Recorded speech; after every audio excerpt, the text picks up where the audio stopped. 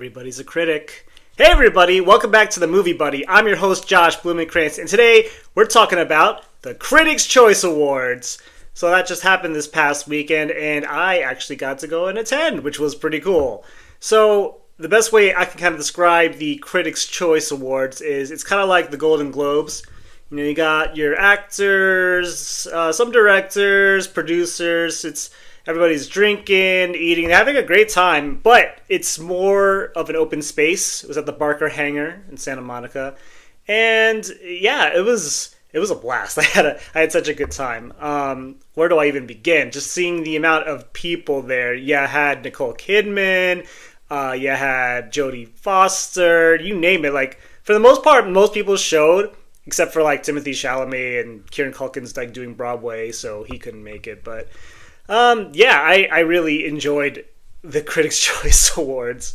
Okay, so where do I start? The show itself, the monologue from Chelsea Handler was very cringe, I have to admit. I just think she's done better in other years, but this one was just, I don't know, it was just sucking the air out of the room, and I don't know. But anyway, moving on. So, everything kind of happened as expected. Oh, let me just start by saying that I met Ariana Grande. Now, I've been trying to meet Ariana Grande this whole award season. I've seen Wicked a total of 6 times. 6 times. And 2 of those times, Ari canceled because she was sick. My luck, right? But finally, the best way I can describe Ariana Grande is she is everything you want to be and more. She is so sweet. It's hard to believe when you see her in person.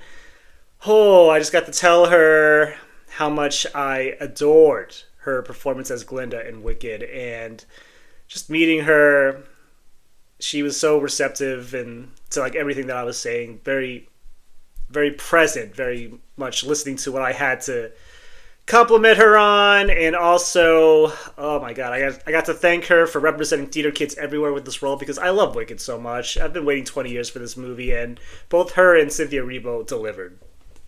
My god, I just can't believe it finally happened. But anyway, getting back to the awards, let's start with acting ensemble. So with acting ensemble, you had Conclave, and let me tell you, the people are crazy. The people are crazy about the popes. You know, it's not what I thought. I guess this is a thing that we need to keep our eyes on, especially come SAG time. I'm wondering, can they somehow pull off ensemble? But, you know, you're against Wicked and Anora, which I'll get to in a second. That could be something. The original score goes to Challengers. Again, but the problem is it's not nominated for the Oscar, so I really don't know what is winning score here. It's like, is it The Brutalist or Conclave? I really think it's going to be between those two, unless, despite all the criticisms that Amelia Perez has gotten itself into with Carla, I don't know, maybe the score can somehow get itself in, because I really think it's going to win song. I mean, and it won song here, it won El Mal, so that was the song winner. And I don't know. I don't really know what's winning score right now. Especially with The Brutalist not doing so well lately, just with wins, I'm just like, is it teetering? Is something else? Or is Conclave going to rise and kind of take its spot? I don't know. But in terms of the music, I think The Brutalist is the better score. I mean, my heart goes with Challengers, but it's not nominated, so what can you do?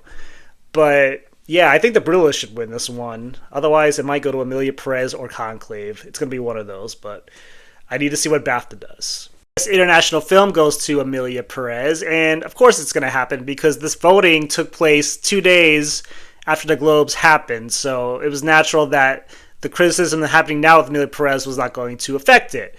Now, I need to see what BAFTA does and see if I'm Still Here can somehow beat Amelia Perez. If it doesn't, I think Amelia Perez wins international no matter what. And those are my thoughts on international feature. This animated feature goes to The Wild Robot, and that is the predicted winner that I have for the Oscar at the moment.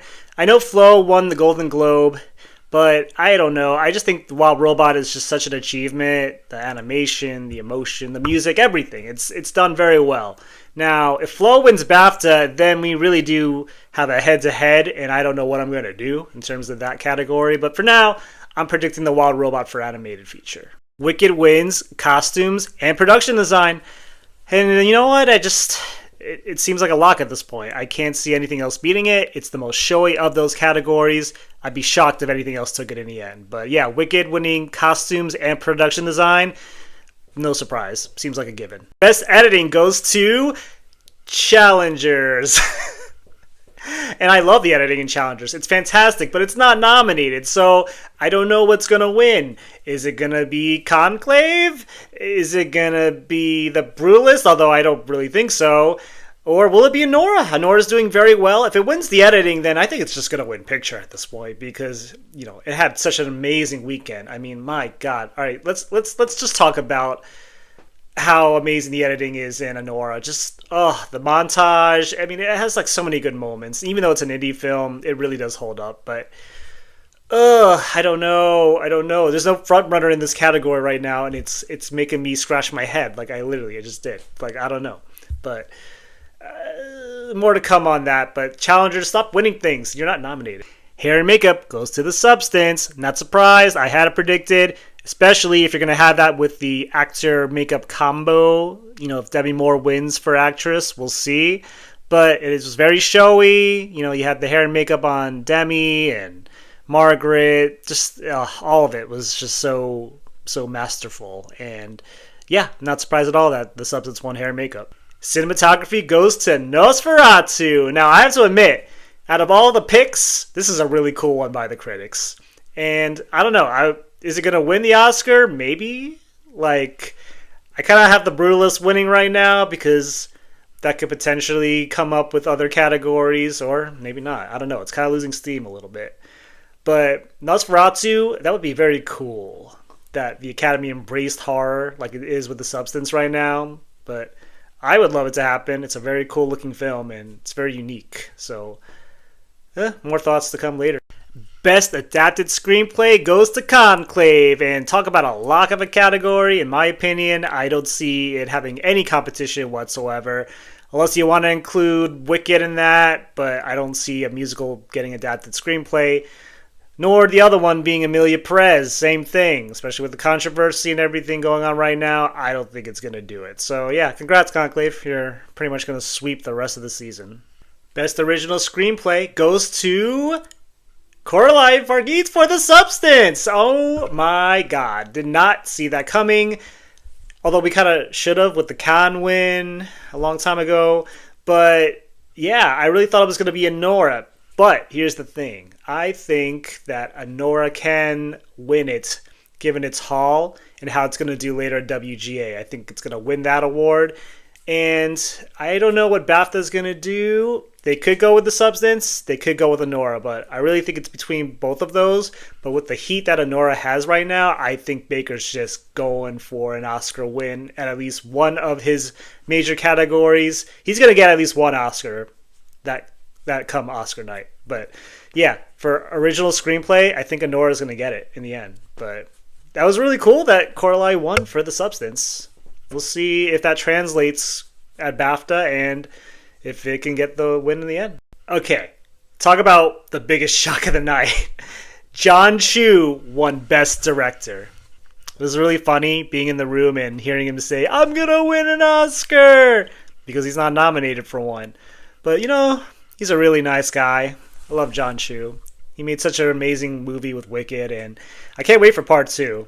And maybe this will help him down the road for next year. I don't know. We'll see if he really does stick it. But I mean, for director, I mean, I think it's gonna be Sean Baker, especially after him winning the DGA award this past weekend.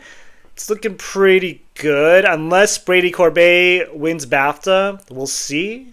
I'll talk more about BAFTAs in another video, but for now, congrats, John Chu.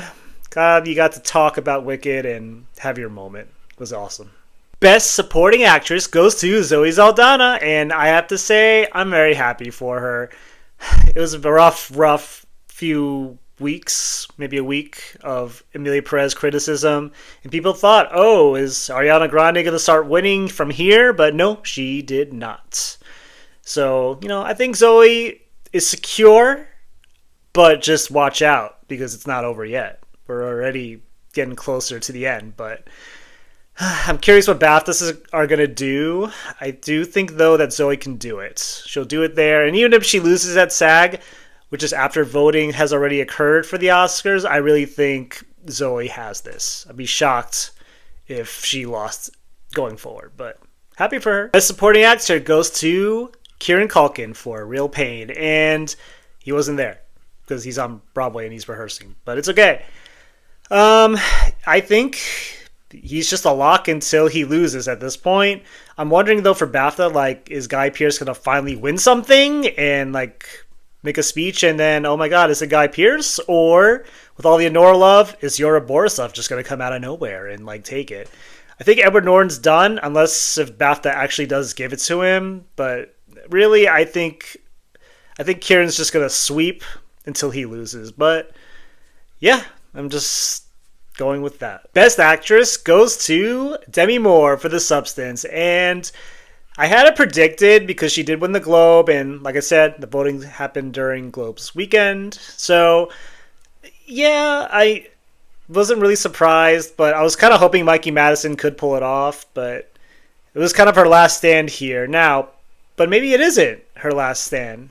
Given all the love that Anora has gotten this past weekend, maybe the tides will turn in her favor. I need to see what happens in BAFTA, though. Although, I think BAFTA will go for Demi unless they go for someone completely different. But I can't imagine who they would go for, honestly. I just can't see it. I really can't. And SAG, I probably see Demi getting it. It's the legacy win. Although, personally, I think Mikey Madison gives the better performance. But I really hope that something kind of different happens to shake things up. Best Actor goes to Adrian Brody for The Brutalist, and I was so happy, man. Oh my god, when he crossed paths with me a little bit, you gotta see me in the background clapping my ass off like a dork, but needless to say, I was very happy for Adrian Brody. He gave a great speech, and he's the best actor in the category. And Timothée Chalamet, he didn't come. He was somewhere. I don't know where he is. The man is just promoting nonstop whatever he is doing. But yeah, I feel like Adrian Brody is secure for now, unless BAFTA gives us a curveball and does vote for Chalamet. We'll see, although I feel like The Brutalist just feels right for BAFTA. I think it'll do pretty well there, especially for Adrian Brody. And in SAG, I don't know. We'll see if they go with someone different, go with Chalamet, or Adrian Brody just sweeps the season. But that made me feel good that Adrian Brody won that category. And finally, for the last category of the evening, it was Best Picture, and it went to Anora! Oh, I was so happy. I couldn't believe it. Given all the wins, I was like, is Anora about to goose egg? And it did not goose egg. It got the big category of the night. And it started its sweep awards, because after that, it won DGA and it won PGA. It was crazy. It was quite the weekend for Anora. And Sean delivered a good speech. Let's watch it.